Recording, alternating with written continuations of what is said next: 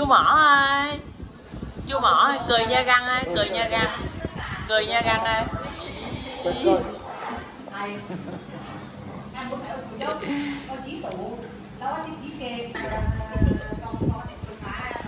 Ăn rồi, giao chuyện luôn.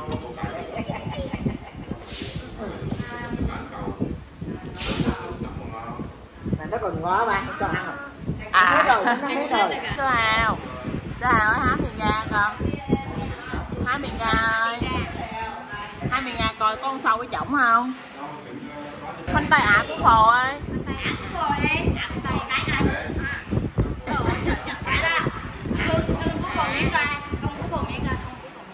Hùng ơi, chú Mỏ Hùng ơi. Trời.